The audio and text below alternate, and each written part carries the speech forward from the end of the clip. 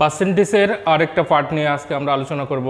এটা সাধারণ ভগ্নাংশ বা দশম ভগ্নাংশে প্রকাশ করো অনেকগুলো অংশের মধ্যে এটা একটা অংশ। আজকে আমরা আলোচনা করব পার্ট 4 নিয়ে। এখানে প্রশ্নটা বলছে 2/3 এর শতকরা কত 2/1 হবে। এইখানে শতকরা কত এত হবে, এই টাইপের অঙ্ক আসলে আমরা যেটা করব, এই শেষে যে ভগ্নাংশটা দেওয়া থাকবে ওটা আগে লিখব। লিখার পর এইখানে যে ভগ্নাংশটা দেওয়া থাকবে ওই ভগ্নাংশটা উল্টায় লিখব। অর্থাৎ ওখানে আছে 2/3, আমরা লিখব 3/2 ইন্টু লিখব কত 100, যেহেতু শতকরা প্রকাশ করতে বলছে। তাহলে কাটাকাটি করলে আমাদের হয়ে যাবে 300%। এবার পরের অঙ্ক, তাহলে এই শেষে যে অংশটুকু আছে এই অংশটুকু আগে লিখব। এই অংশটুকু আছে 3/4 গুণন সামনে যেটা আছে ওটাকে উল্টায় দেব। উল্টায় দিলে কি হবে, উপরে যাবে 2, নিচে হবে 1 ইন্টু 100। তাহলে কাটাকাটি যদি আমরা করি তাহলে কত আসবে, এটা যদি কেটে দেয় 2 এর সাথে এটা যদি কাটি 50, তাহলে গুণ করলে কত 150%। খুব সহজেই করা যায় শর্টকাট মেথডে এই অঙ্কগুলো। তাহলে এই 3 নম্বর কোশ্চেনটা বলছে 1/2 এর শতকরা কত 2/5 হবে। এই অঙ্কটার অ্যান্সার কত হবে আপনারা একটু কমেন্টে জানিয়ে দেবেন।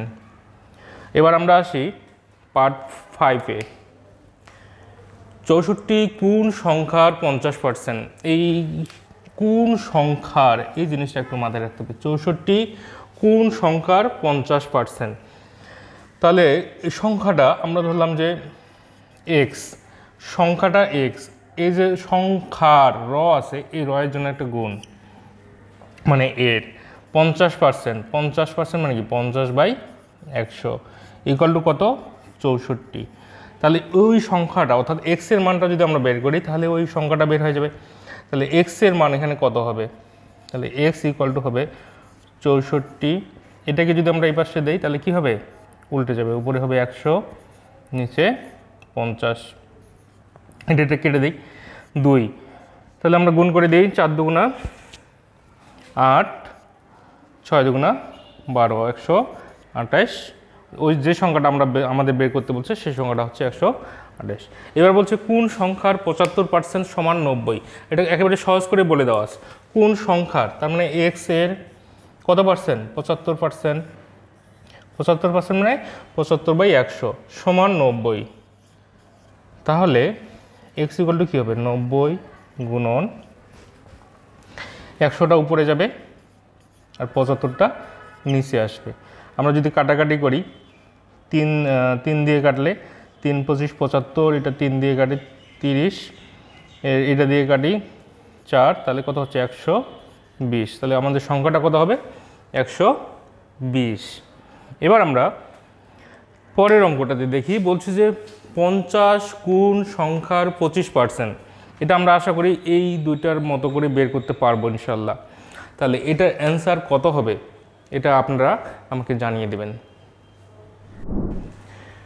পার্ট 6-এ আমরা দেখি এখানে কি বলছে যে 5,25 এর শতকরা কত। 5,25 তার মানে আমরা লিখবো হচ্ছে 5/25 গুণন 100। তাহলে যদি আমরা এটা কাটাকাটি করি এখানে হচ্ছে কত 4, তাহলে এর শতকরা কত হবে 20%।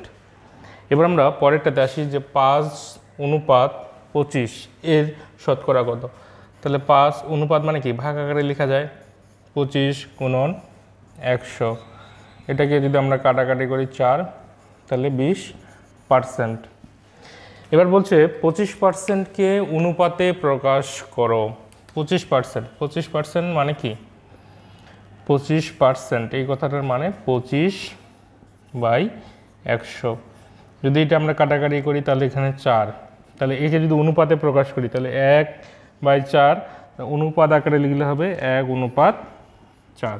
এটা হলো অ্যান্সার।